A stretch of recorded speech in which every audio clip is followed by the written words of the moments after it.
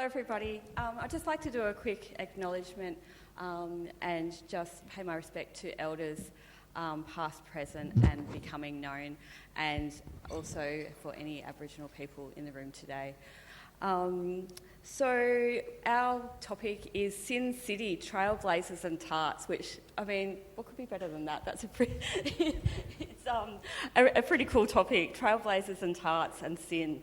I think that would be pretty fun. So these are the three books that we're looking at today. So as you can see, they're quite meaty books. They're not fluffy books at all. There's a lot in all of them. So, you know, we only have an hour. So I think in that time, if we can just get a feel for the books, it would be really good. Yeah, I think a feel for Sydney as well, because the thing that carries these, you know, the theme that carries through all these books is Sydney. You know, we all know that the Central Coast is the literary capital of Australia. But having said that, I was just wondering how many people in the audience, you know, love Sydney, love the magic of Sydney. Oh, usually Central Coast people don't like it. How many people think that Sydney's just really synonymous with cockroaches? One person. I was expecting it to be the other way around, actually. I was expecting a lot more people hating on Sydney, but maybe this end of the coast we're almost Sydney anyway, especially when, COVID hits. Okay, so I'd just like to introduce my panellists. So over on the far end we have Fiona Kelly McGregor, and we're looking at her book Iris and also a collection of essays that she has. For all of my panellists, I have to say that the absolute legends have done so much that I can't tell you their whole biography. I just have to give you a snippet, a really, really small snippet. So for Fiona, her book Iris that we're talking about today, another book of hers, Indelible Ink, won the Age Book of the Year. She is a writer, an artist and a critic, and she's written for the Sydney Morning Herald, Heat, Meanjin, and the list goes on and on and on and on. I've just got to get my sunglasses. I might move on to Louis while we wait for Mandy and I keep wanting to say banjo. It's not banjo, it's Basil to come back. So Louis Nowra is a leading Australian playwright, the leading Australian playwright perhaps, I was told last night. He wrote a favourite movie of mine called Cosy, which has one of my favourite lines in it, which I'll tell you later. He won, Australian Film Awards. His list of awards is so long that I don't even know where to start. He had a novel, Ice, which was shortlisted for the Miles Franklin Award. He's won Logies, and perhaps ironically, he won the Patrick White Literary Award. I will move back to Mandy. I think she's coming back.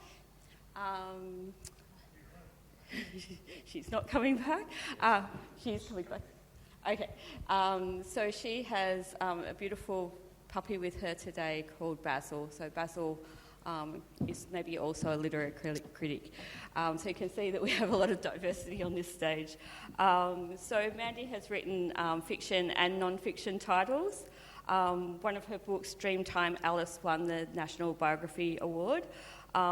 Velocity won the South Australian Premier's Award for Non-Fiction and Age Book of the Year. And another book of hers, The Cross, won the Ned Kelly Award for a first crime novel. So, I feel like half an hour's up just saying that, and I really did try and cut their biographies short. I thought very quickly I would get each of you just to tell us what your book's about. Who's starting with me, are we? I can start with you, yep. Hello? Oh, good. All right. Sorry, it's just I can't handle direct sunlight or spotlights in my eyes, so I've hunted around to find some sunglasses. Thank you. Before I start, I just want to introduce Basil. He is a very Sydney dog. I rescued him from the streets of King's Cross from a drug dealer a bunch of junkies in the cross were breeding chihuahuas to trade for heroin. And at 10 weeks old, I found him on the streets. He was tied to a piece of string.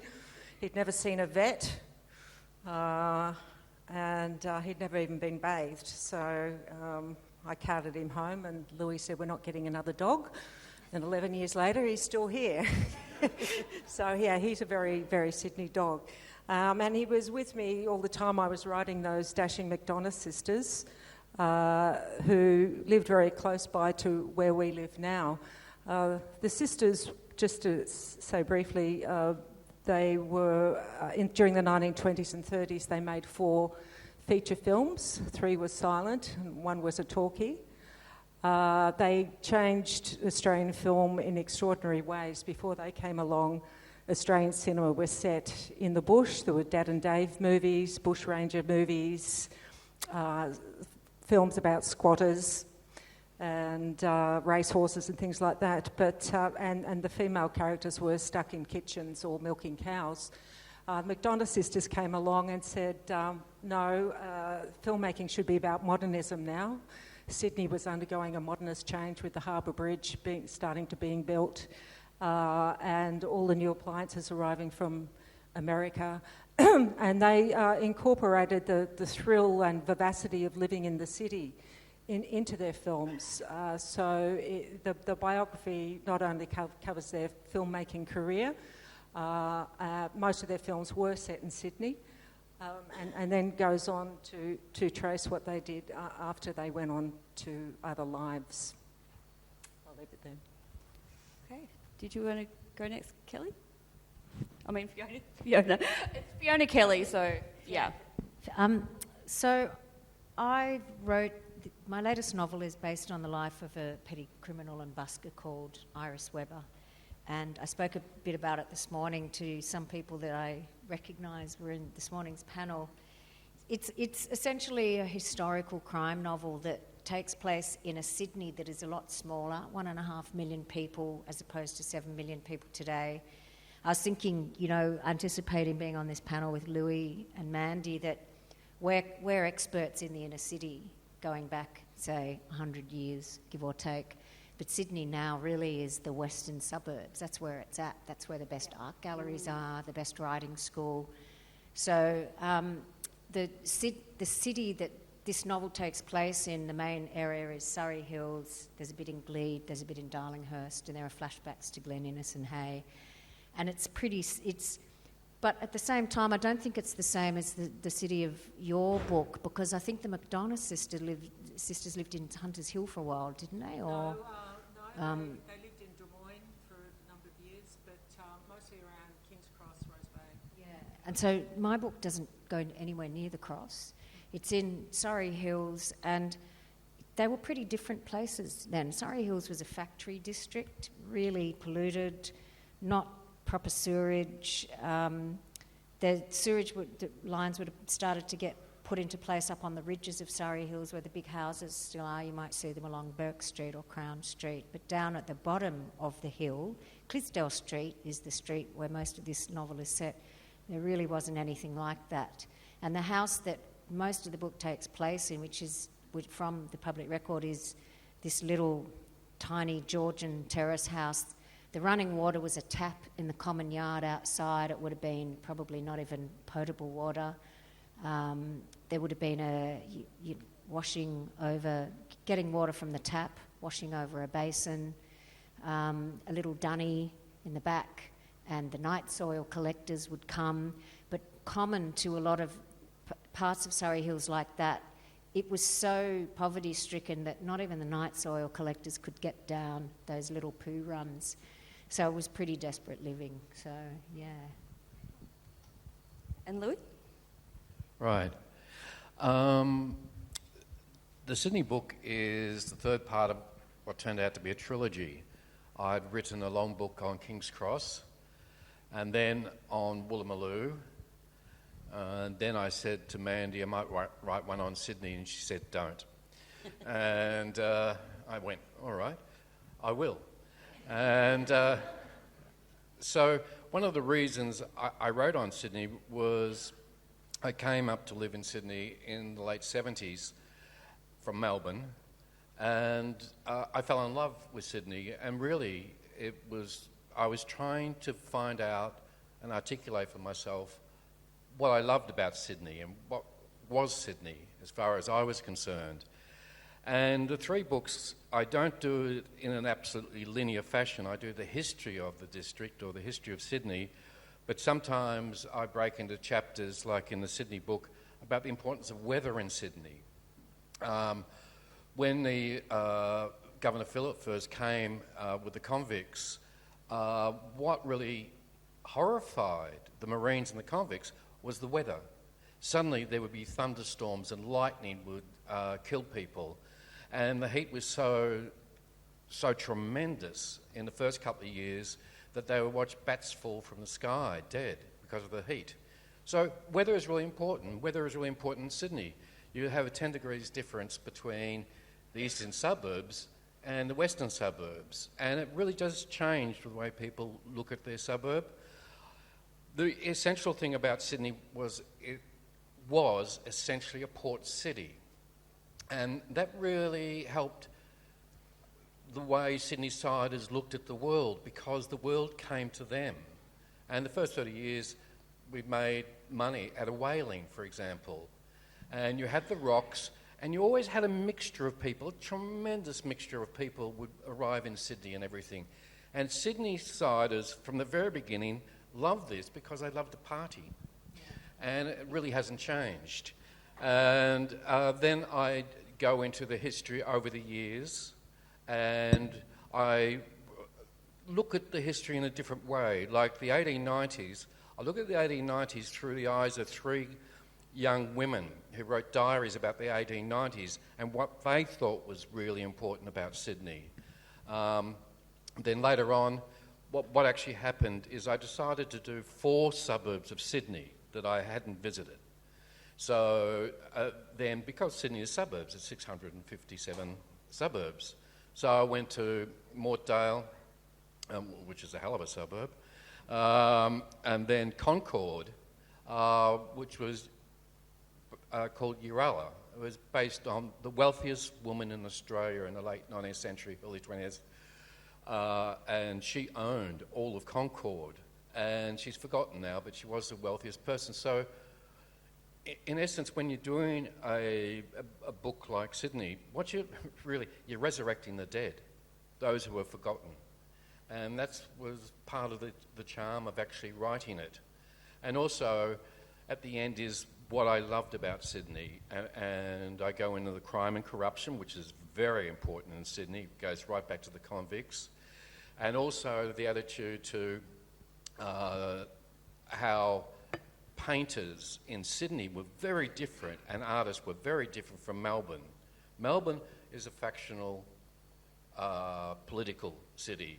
Sydney isn't. It's about individuals, and it's about the skin.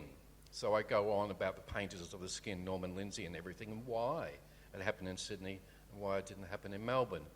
So really, it's a love letter from somebody who left Melbourne, thankfully, and came to Sydney and see it afresh. And I sometimes think that the best books about cities, say New York, are written by people who came there in their late teens or early 20s and could see it afresh.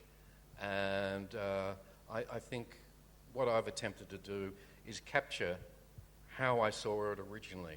And I finished, the last chapter I just finished, in walking from the place where I first landed in Sydney, Dick Street, Chippendale, and everybody used to address letters to me as Little Dick Street, and I don't know what that was about. And then the long walk, seeing how the city has changed, right through to Barangaroo, which was 20 years ago, was a concrete wasteland, and it's now completely different. And the constant thing about cities is change, and Sydney is indicative of this. Okay, my next question is actually for you as well. One of my favourite parts of your book, and I don't know if it's because I have sort of a memory of it, is about a drunk sort of homeless man who found God, and he got yellow chalk and he wrote beautifully eternity everywhere through the city. And I don't know whether the eternities that I saw when I was running around were his eternities, because I don't think the timing works too well, but I think he had a lot of copycats that wrote eternity. But I was also wondering what your favourite little story like that is from your book. I think my favourite story is discovering the wealthiest woman in Australia, and what actually happened. Her father made a fortune and bought the whole of Concord, and he said to her when she was a young woman, "Gold diggers are going to come after you. Be careful of men." And so she never married, and yet she gave money to charities. She was incredible during the First World War. She'd set up, and she and her father had set up the great hospitals in Concord, and it was like something out of a Hollywood movie. It was such a large place that it had its own postcode and beautiful gardens. And when royalty would come to Australia, they would stay at her place, and she was all forgotten. And that's what I was saying, that it's really fascinating to resurrect somebody who was the most famous woman in Sydney, and how quickly we're forgotten. Yeah, it sort of brings me, I guess, to my next question, is that my father-in-law went to the library. He's newly retired, so he's going to the library a lot, and he's like, "Oh, all the authors are women now," and to which I think he got shushed pretty promptly from his wife. But I noticed that we're not all female necessarily on this panel, but all the people that we're writing about are female, and you've just told that story about a female that was sort of forgotten, and I'm guessing all these females, I guess, weren't necessarily remembered as part of our traditional history. So I was wondering if you could all have a little talk about how you found your character and how you sort of, what did you say, resurrected them? Me? So the question, how did I find the characters? And well, that's easy. I was suffering from a very bad depression about 2.5 years ago, and to the extent that I wasn't able to write. My other chihuahua had just been euthanised. It was middle pandemic, and I didn't want to do anything, really. I was just existing. And Louis would come home every day and say, he wouldn't, it was great, he wouldn't say, "What have you been doing all day?" or anything, because he knew I hadn't been doing anything. He said, he came home one day, he said, "Oh, doing my research of Sydney, I came across these two sisters who were filmmakers in the 1920s. It's amazing and what they achieved." I went, "Yes," because he's always coming in with lots of trivial details about his research, and so I did take much interest at that time. The next night he came home and said, "Well, these two sisters," it was actually 3 sisters, and their parents, they were orphaned when they were teenagers, and they brought up their younger children, and so on, and I still didn't take much notice. The third night he came home with photocopied research and started talking about them again. I said, "Stop. I have to tell you that I feel a bit guilty about this. I know you're going to write about them, but I'd be interested in writing a biography about them." He said, "Well, thank God I've been working my arse off for 3 nights in a row trying to get you interested in something." So it was through Louis that I became introduced to the McDonagh sisters, and I found that there'd only been a number of essays published on them, and even though they're actually as significant as Raymond Longford and many other silent filmmakers of the time, they had been forgotten. However, there were some oral histories in the National Film and Sound Archive, and I went in and listened to those, and it was about 3 hours of oral history from the youngest sister. And once I heard those stories about their childhood and their background, I knew that I had a biography, that there were enough sources to go with it, because the stories from the childhood were just wonderful. Their father was a doctor who was a bit of a stage door Johnny. He loved the theatre, was best friends with J.C. Williamson, and would befriend all the visiting opera artists and actors, and would have soirees on Sunday nights in their mansion on College Street. And he treated people like Sarah Bernhardt when she came to Australia. So they grew up in this theatrical family and were taken to the theatre regularly. They became very good critics very early on. Their father was also a bit of a wheeler and dealer. He owned 3 roller skating rinks. At one time he owned a theatre. And he died of a cocaine overdose. So once I heard all these stories, I realised I had a biography. I have to finish the whole thing. Mandy wrote the biography, and I came home and she was crying, and I said, "What are you crying for? You finished the biography." I was drunk. Yeah, drunk and crying. And I said, well, "What's this all about?" And she said, "Oh, I'm going to miss these 3 sisters." I felt like I'd spent about 18 months with them, and they pulled me out of my depression and reinvigorated me in a way that has never happened before. That their can-do attitude, their resilience. They, when they went to men in the film industry when they were in their early 20s to get some help, they were told, "Go home, little girls," and they turned around and thought, "Fuck you." And they did. They showed them. Showed them up and also made vastly superior films than the men who were actually patronising them. Fiona, did you also become really attached to Iris? Yeah, but I worked on the book for a long time, so I was really keen to let it go. And originally I was going to write a trilogy, and then I just put so much more into that first book than expected. I'll write a second book. There will be a duet instead of a trilogy, and it'll take place in the 40s, and a lot of it's in Woolloomooloo, so I'm going to be reading your book on Woolloomooloo, Louis. I'll put another one solo. I will, yeah. No, or we'll do a book swap. Yeah. That's right. But I can't talk really about that because it's a work in progress, but also she's, going back to your original question about the men and the women, she's actually going to recede and the men are going to come to the fore in the next book. And indeed in this book and in my book of essays, a lot of which are about Sydney, I think there are a lot of men. I think what's interesting about earlier times is that women did not have access to public life, and so the stories that you could tell about them were more limited, apparently.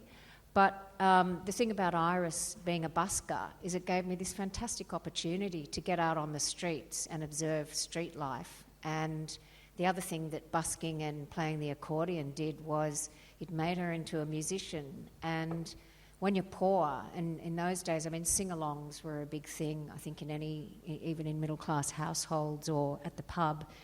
But it's put you at the hub of a group of people or a community, whether it's busking at a train station or in a pub. There's something about being at the hub and being also kind of protected from that thing of being a woman out there in public on your own. If you're creating music, it brings a sort of a shield around you. So, yeah. I have another question for you, and it's I'm not sure if you sort of talked about this too much this morning, so you might need to evolve the question a little bit. But I was really fascinated by the language. You used a lot of... One of the rules of writing is not to use regional slang or dialect in your writing because it can put readers off. But you did it, which is great. Rules are there to be broken. And you don't put the reader off. You really write it really naturally, so as a reader you know what these words are even though you've never heard them before. A couple of my favourites were bite me, somebody's biting you and they're trying to get money out of you. And, what was my other one? Somebody wipes you and, the expression now would be they ghosted you, they don't want to know you anymore. And I was wondering how you found all these words, because I Googled quite a lot of them and they're not just popping up, so there must have been a secret way of finding these words. She made them up. I did make some. Well, I probably forgot. But so I read a lot of early 20th century Australian fiction, the great sort of canon of, Ruth Park, Kylie Tennant, Christina Stead, Louis Stone, Darcy Nyland, who's been forgotten, was the husband of Ruth Park and wrote this really great novel called The Big Smoke, set in 1920 Sydney.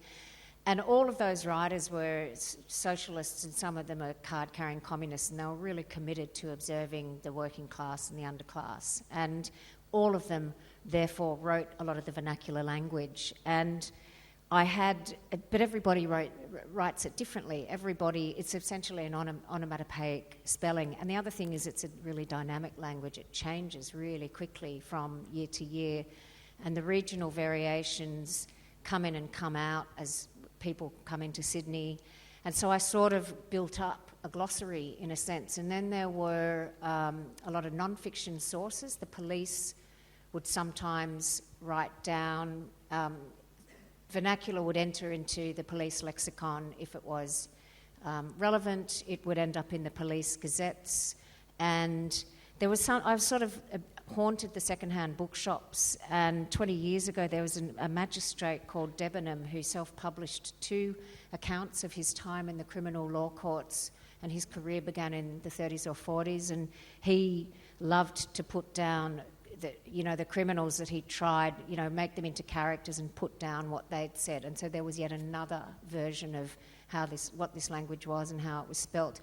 And books like Razor by Larry Reiter, newspaper reports. The tabloid press was really the only media who would write about criminals, because the Herald at that time was a really kind of, stitched up in a different way. They would give you court reports, but just a telegraphic kind of issue of information, and it was the tabloids that told the actual stories behind the crimes, and they were really florid and really descriptive.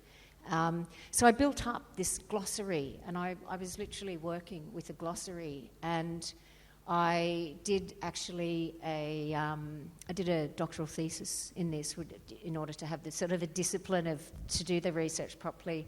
And for that, the thesis that I handed in, I actually included the glossary. And I had it sort of at the back of the novel for a while, and then I thought, no, I've really got to get rid of this. And there were 4 totem books that I looked at. Like I thought for a long time, how am I going to tell this story? I'm not a historical novelist. And then I was really captivated by a book called The Book of Night Women by Marlon James. And he went on to win the Booker Prize with another book about Bob Marley, but this book I think is much better. And it's set in 18th century Jamaica, and it is told through the voice of a female slave who's organising a rebellion. And it's written in 18th century Jamaican slave patois. And it's sensational.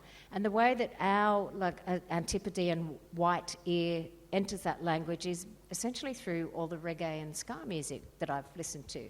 So that's the rhythm of the language. And the book is wonderful. And I got to the end of that book and I realised there were still a handful of words I didn't know what they meant. And I thought, okay, I'm going to take a chance with this. And there's just a kind of rule of thumb with writing books where you contextualise everything. And so Australian people who are older with a sort of, Anglo-Celtic colonial background probably have a better chance of understanding all the words, but younger people from different backgrounds are still understanding it. And I think that people Google stuff now, and there's some places where they can find the language there. But that's how I did it. And so I did try to do it as, I kind of hate the word authentic in a way, but as closely as I could to capture what it was like, but it is my own reinvention at the end of the day. Yeah. I must admit I did sort of flip to look for a glossary, and there wasn't one, and then I was like, the way it was written, like I said before, that you could just pick up just from listening what those words meant, added so much to it, that I think maybe a glossary would have taken that away, because then I would have had to have cheated, or you would have had to have cheated writing it too, if you could rely on that, I suppose. Yeah. And I also thought about the character list, like Tolstoy, because there's a lot of people in the book. I could have 4 pages of the characters at the beginning, but no, I thought, I'll get rid of that as well. But the reason that we're all here is really to talk about sin and tarts, and the sleazy side of Sydney in a way. Louis, you wrote King's Cross was an island of sin. I'm maybe taking that slightly out of context. But, although the moral panic the term wasn't coined until later, there is this sort of idea of, an evil person or thing that threatens the moral code. And Sydney itself can be part of that. How does that relate to your book and to all of your books? Because even though your book, Mandy, isn't necessarily as sleazy, these girls are still doing things that girls probably shouldn't do. So, who would like to answer that one first? Louis is looking a little bit puzzled. One of the things that I did in the Sydney book, I alluded to crime and criminals. Just going back to newspapers, there was the Sydney Gazette in the 1820s, 1830s, and I do a whole chapter on wild convict women who were generally working in the houses, housemaids and cooks and everything, and many of them got drunk and violent and everything, and the Sydney Gazette used to report on these court cases and how the women would answer back to the judge, they would scream and everything. And the whole idea of the Sydney Gazette was to laugh at the women and what they said. But they were really, it was wonderful to research and actually find out how the women would go, well, you send me to Parramatta to refractory, send me there, I'd sooner that than work for that arsehole who I hit with a sledgehammer. and so you got that. But so I did a chapter on that. But with the crime, I had a personal connection with this one. It was Eddie Obeid. And he went down, he went to jail with a minister, Ian McDonagh. Now, I knew Ian McDonagh from university, and he was scum. And he was always after the main chance. And I thought, one day, Ian, you're going to be caught. And so I waited several decades for him to be caught. And what was really interesting was that Ian came up from Melbourne, and Eddie Obeid was a right-winger. Ian McDonagh was a left-winger. Now, this is very Sydney, and Eddie thought, boy, I bet you I can corrupt Ian McDonagh and he'll work for me. And the first meeting was that Ian said, I hate you, Eddie, I hate what you stand for, even though we're both in the Labor Party. And they were at this Chinese meal. And Eddie at the end said, we'll go half. I'll pay half of the meal. And Ian McDonagh said he collected Eddie's money, put Eddie's money in his pocket, and he used a minister's card. And Eddie realised Ian was obsessed by money. And he had married a younger woman, so he had to impress. And so Eddie corrupted Ian so brilliantly that Ian's in jail for 10 years. And I thought that was a way to actually talk about Sydney corruption and how it actually happened, because it is personal, and it is kind of groups of generally men getting together and think that they'll never be caught or whatever. And really, Ian's fate, I always thought, was there when we were at university. And it took Sydney to finally land him in jail. So I loved doing that chapter. The lawyers didn't like that chapter. So there was a lot of to and fro with lawyers about it. And gradually, I managed to convince them that I knew what I was talking about. But that was, to me, fascinating to have a personal viewpoint on crime and corruption in Sydney. I think we are still a penal colony, and I think that, most of the corruption has revolved around liquor and property, and it's still the case. And, there's a lot of that in Iris, although she's kind of just suffering the consequences of it. But the thing about Sydney, one has to remember that when the first settlement, half the people were convicts. The other half were Marines. And so what you have is them living side by side. And you have to imagine for the first 30 to 40 years, you would be living in Sydney. At the same time, every day you would strike the convicts leaving Hyde Park Barracks in chains. and going about their business. So you'd be living with them. And with the St James Church that Greenway built, a lovely, lovely church, what would actually happen is the free settlers would be downstairs and they'd listen to the clanking of irons from the convicts who were forced to go to the church and be up in the balcony. So all the time it was convicts, and of course the convicts were still thieves. A lot of them never changed and everything, but they lived side by side. And you have to remember that when you think of Sydney. You know, it's a very thin line between crime and corruption in Sydney and how you're corrupted and everything. And the whole idea of property goes back to the first 30, 40 years of Sydney, where the people would buy up property and buy up property and buy up property, and then a depression would come and they'd be bankrupt, and then they'd start to do deals. So it's never really changed. Nothing's changed. But also the fact that it's stolen land that was never accounted for to this day, and I think that there's something about that underneath too. Well, the McDonagh sisters didn't commit any crimes, but they made films about crime. Most of their films, the first 3 films, were about crime and romance.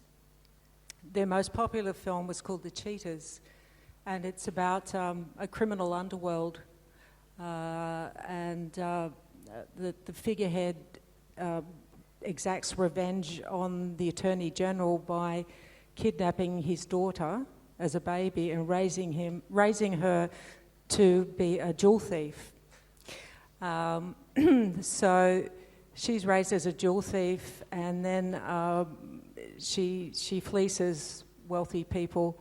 But she comes home one day after having fallen in love and says to her adopted father, I want to get out of the game. And he said, all right, let's just do one more job and then you'll be free. And she agrees to do it. And he tells her where to go to rob this house and where the safe is. I mean, also you have to realise that in 1929, most female characters in films were behind a stove or milking a cow, but the female leads of the McDonagh sister films brandished guns, cracked safes, and drove cars. And that's what she does. She breaks into a house, cracks the safe, and as she's robbing it, she looks up and realises that she's robbing the home of her lover and her lover's family.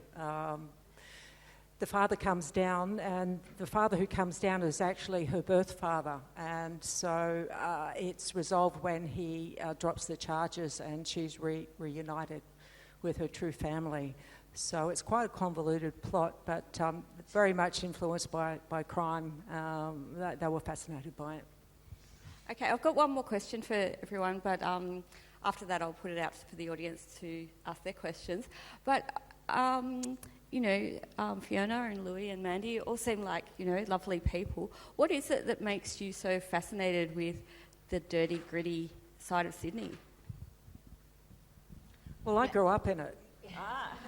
I lived in King's Cross as a kid. My father introduced me to a hitman one day who was a big fan of his jazz band, and I realised hitmen can be really nice people. He was a lovely man. He used to buy us rounds of drinks and take us out to dinner, and I realised that most of life is rather grey, and so the more people I met from the underworld, there really was honour amongst them, and so I tend to trust a criminal over a cop any day. Fantastic answer. Well, that's kind of easy. My mother shot and killed her father.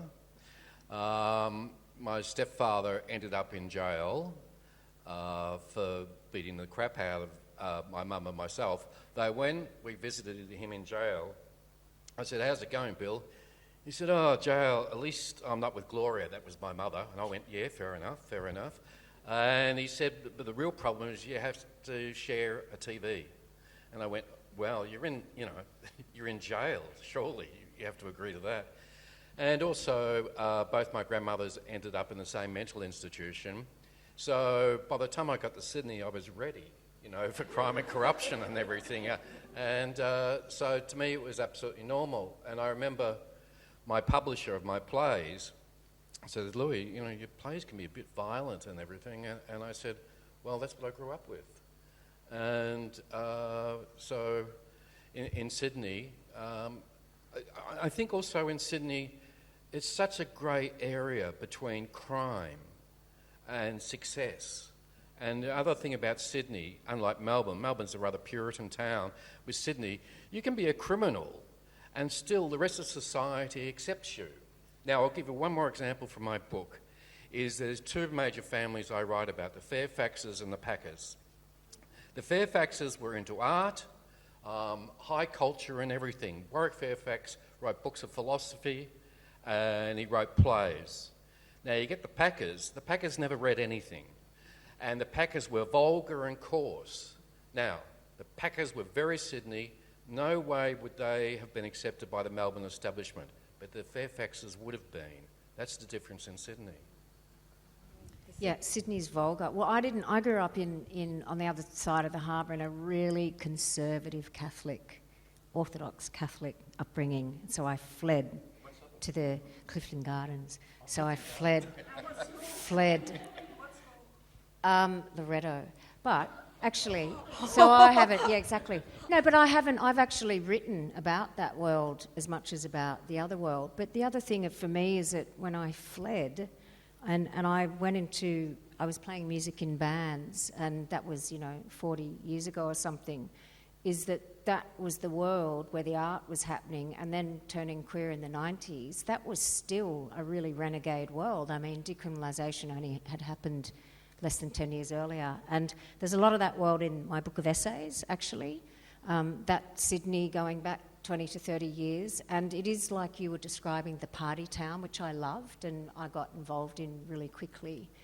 And really hedonistic, and from a queer point of view, that was a really political place as well. So it was a really variegated world. The parties were not just sort of getting smashed, they're actually creating great art, doing political activity, raising funds for AIDS, all sorts of things.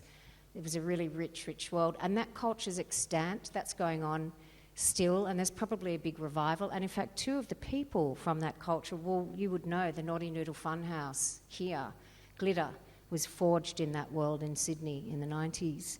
And it is really distinct. It's really different from Melbourne. And it does go back to the vulgarity of Sydney, I think, and the sort of more outlaw hedonistic thing. But I think that what's happened over the last 25 years as we've become, I find it really viciously neoliberal now. I mean, maybe all of Australia is, or a lot of other parts of the world, but I feel it's really been acute in Sydney. And the thing about the corruption as being aligned to liquor and liquor licensing is that extremely severely restrictive licensing that we've had in New South Wales and in Sydney, more than Melbourne and elsewhere, that got rolled back just before COVID. Hundreds of regulations were rescinded. And 2 weeks later, the first lockdown occurred. So we haven't really fully tested the change, but you can feel it happening. And it's really exciting, actually. Yeah. Definitely. The changes in Sydney are, fascinating. So is there anybody from the audience that has a question?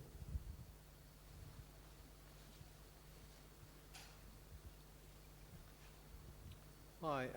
Look, it's fascinating to hear about the corruption in Sydney, having only been here for 6 years and seeing it seems to be on steroids here compared to WA, where we have our own corruption.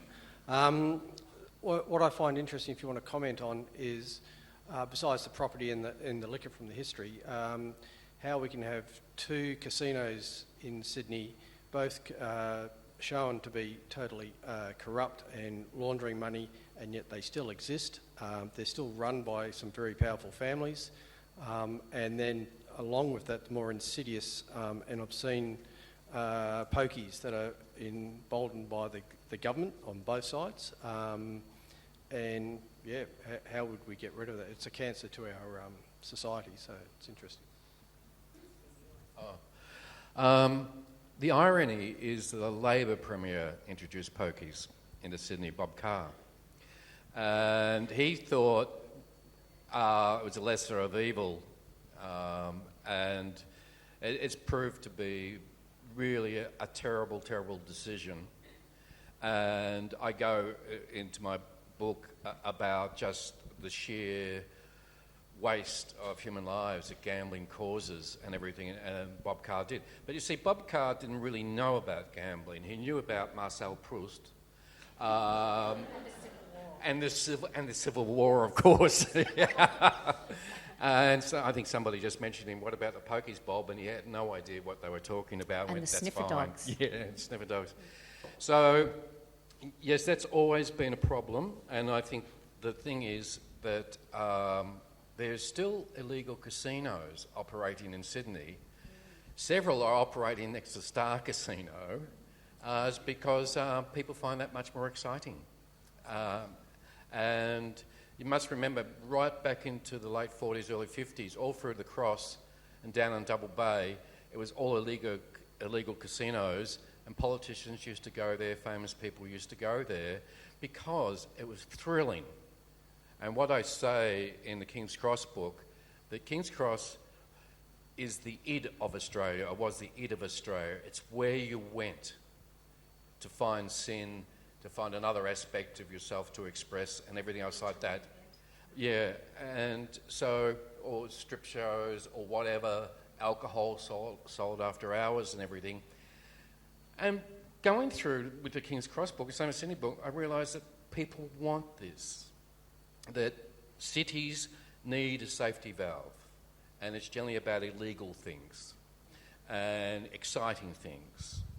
And that's what, and also cities are also determined by famous dance halls, restaurants.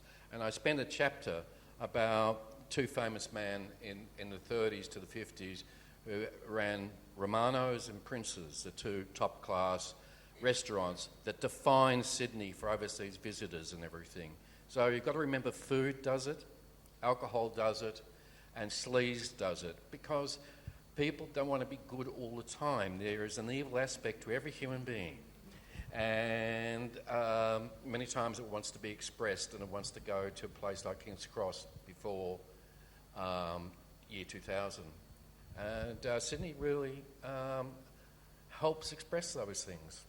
I remember being a Melbourne girl, a teenager, and going up to Sydney with a friend, and my boss at the time said to me, "Don't go to King's Cross, don't drive through it, don't even go past it." So we immediately went to King's Cross. Yes, they still do it. Young people still from country towns think that King's Cross is still alive, and they head towards King's Cross because of the bright lights, and they think that they will find an exciting way of living, which is not possible anymore on the Cross. Were there some more questions?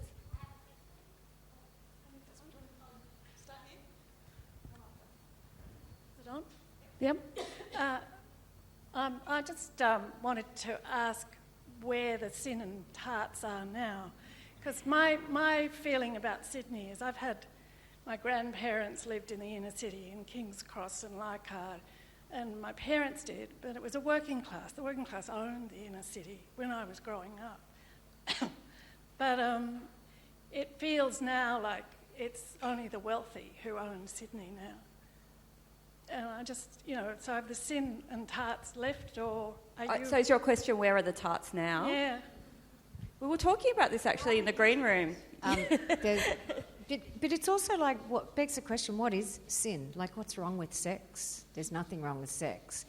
Or even, what is wrong with commercially transacted sex? If it's done well, there's nothing wrong with that either. I was thinking about the thing about the night and the alternative universe and the alternative identity and the carnival and that whole thing, and how attractive that is and how intrinsic that is to human nature, going into an environment where you can put on a mask and liberate yourself. The attraction of difference, and how a lot of suburban people would come into King's Cross traditionally to do that, to to go into this alternative universe. And maybe in a way, the way to look at that is that's what traditions of carnivalesque and masquerade are for. It's like, okay, this is the night. This is what we should be doing. It's a great thing. And if it's done in that spirit, you don't need to be violent, or the people who are different or who represent difference don't need to be attacked. Yeah. I think it is. What I was just in the little pocket I was talking about before about the queer performative culture, yes, it still is.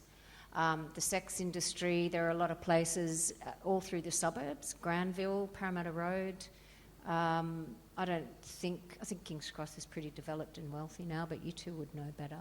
There's a bit there still, isn't there? Oh, there's not much there anymore, but I'm serious. It's all on the internet now, so people don't need to leave their homes to view pornography or sex or anything. So the technology and also the lockout laws in King's Cross before the pandemic killed everything. Not just the strip clubs, but the attendant restaurants and cocktail bars and everything.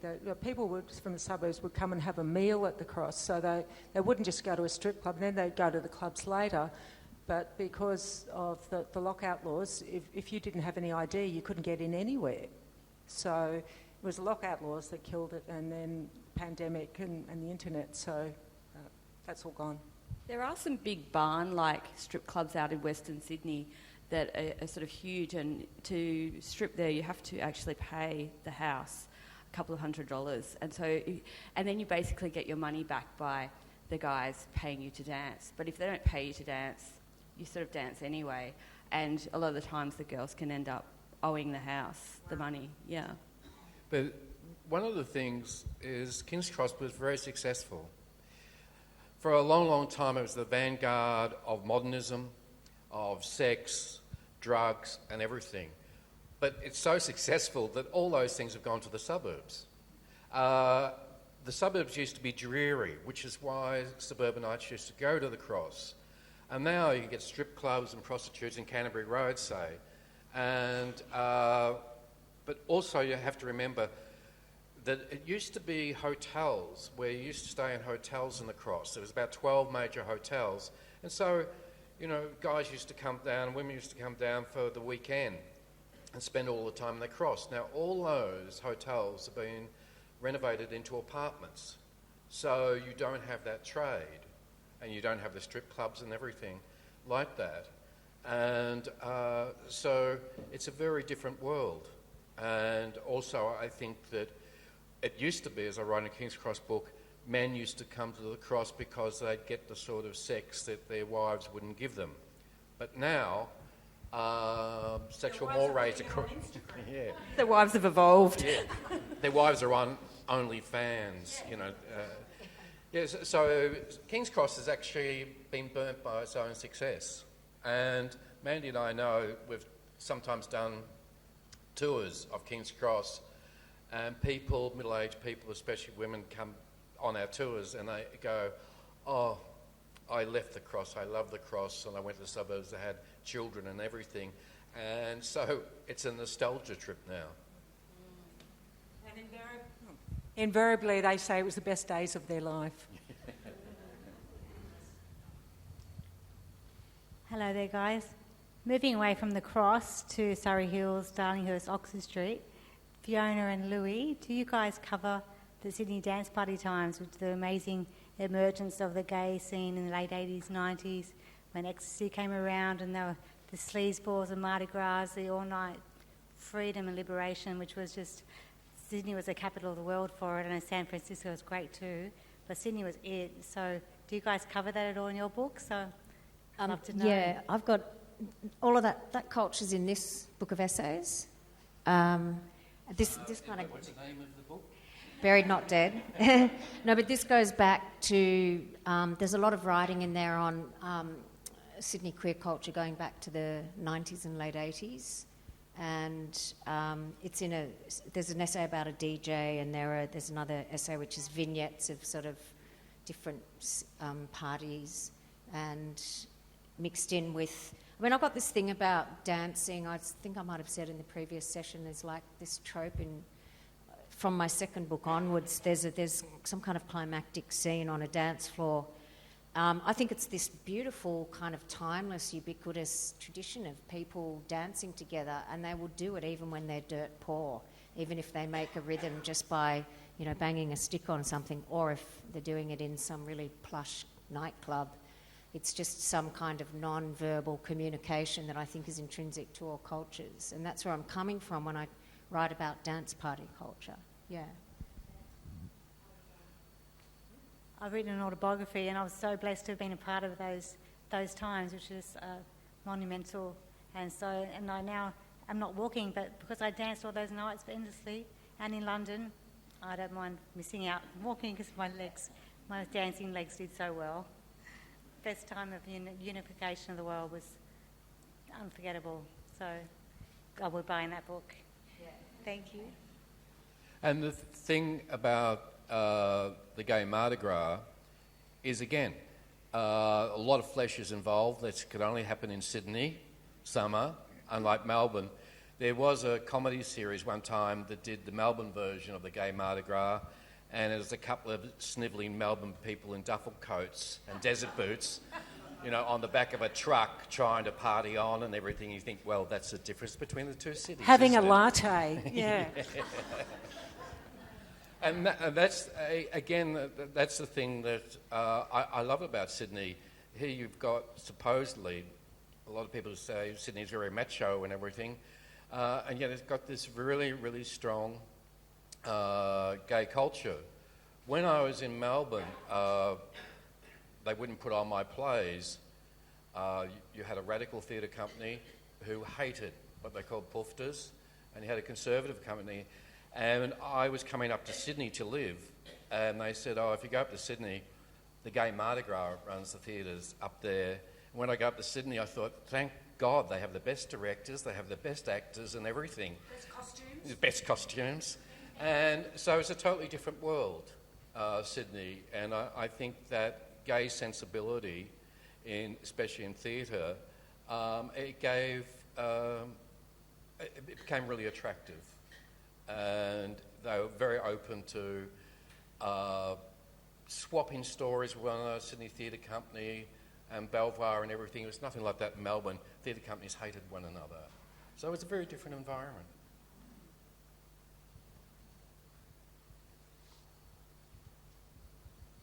Have we got time for one more question, or how are we going with time? Yes. Yep.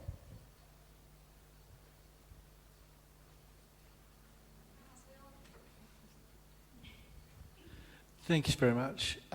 Just interested in a couple of things, and the first one is I was driving taxis in the King's Cross in the 70s and picked up a hitman who told me he just signed a contract, and it dawned on me what he was talking about, and then he threatened me, and I let him out where he needed to go, and I'd never bothered to follow it up or pursue it in any way, shape or form.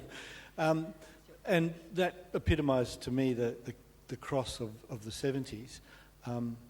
And when I was a teenager in the 60s, I used to go there with a friend, and we'd rather, in looking back, it's a bit ashamed of it, but we would turn up looking for a cigarette off the same pedophile each night. He would give us the cigarette, and we would run, and we would escape that situation quite successfully each time. But that was the atmosphere that I kind of grew up with in the Cross. And then you were talking, Louis, about McDonagh and Obede, and I was fascinated to hear that with my own experience of Rex Jackson. When I joined the Labor Party when I was living in Coalcliff down south of Sydney, and Rex Jackson I met at the local Helensburgh branch of the Labor Party, and he said, what did I do? And I said, I'd qualified as a high school teacher, but I wasn't going to work because I had to travel too far to work. And Rex said, well, I can speak to somebody about that and get you a job near where you live, no problem. And for that moment on, I thought, well, it's corruption personified in the way he was talking to me. And I noticed later on he ended up in Berrima Jail and then selling pies at the top of Bald Hill, north of Wollongong. With his brother, and that's how he ended up. And I was going to ask you, in your book, do you have a reference to Rex Jackson and his particular story, similar to Obed? No, not really, but Rex Jackson's real problem was gambling. And that's why he became involved in corruption. And Farquhar, the magistrate, he again a gambling problem. It's interesting that the only prostitutes that are working in King's Cross now, I recognise the two of them, they earn a fortune, but they spend it all at Star Casinos, so they're back working on the streets again. Gambling is a huge problem in Sydney. And it provides corruption, of course.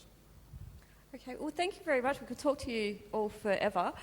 Just one final question for everybody in one word or two. What's your favourite place in Sydney? So go with Fiona first. Oh. I feel like Louis and Mandy are going to unanimously go King's Cross. No, I don't know, because it does change. Like, I've been living in Redfern for a long time, and I might say that. Like, I think it's worth nominating the 20th century history of urban Aboriginal activism in Redfern that's really underpinning a lot of our cultural output and production today, like Black Theatre, Koori Radio, a lot of I'm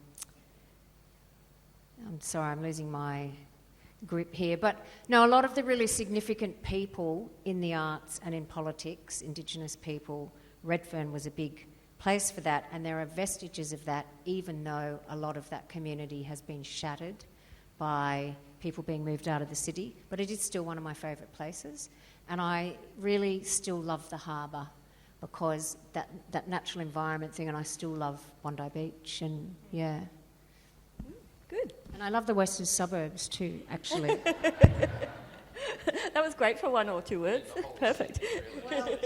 Pendle Hill, great for South Asian. No, I don't like Clifton Gardens. I like Pendle Hill. Louis? Look, I still like the Cross. Every morning I have a cup of coffee and go to the post office, and I pass people who wouldn't exist in suburbs and are barely existing really, and I often think to myself, there but for the grace of God. So it still is a very inclusive area, though being pushed out by Potts Point people. So the King's Cross now, really, as far as real estate agents are concerned, is Potts Point South. Ooh. And so that is changing. And also, like Woolloomooloo, Mandy and I have a lot of friends in Woolloomooloo, and the old Fitzroy Hotel that still has such a mixture of people, whether it's artists or houseos, because I was brought up in a Housing Commission estate and I really like being there. And so you have that, again, it's about a variation of people, and that's what I love. Well, I don't like King's Cross as much as Louis does, and I spend more time in Woolloomooloo now. I go walking through there every day.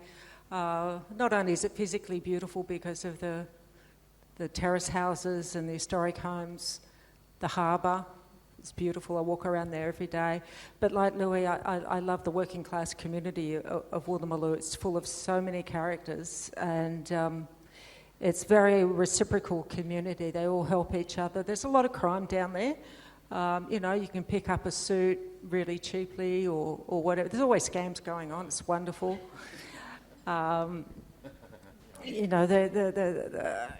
You lose your key and there's a locksmith walking past your house will come and help you, or there's one building in Woolloomooloo that we have some friends in. It was a Housing Commission place, and there's a junkie who lives in there who keeps his washing machines going all day and night because he actually steals all the clothes and luggage from the airport and brings it home and washes them and then sells them.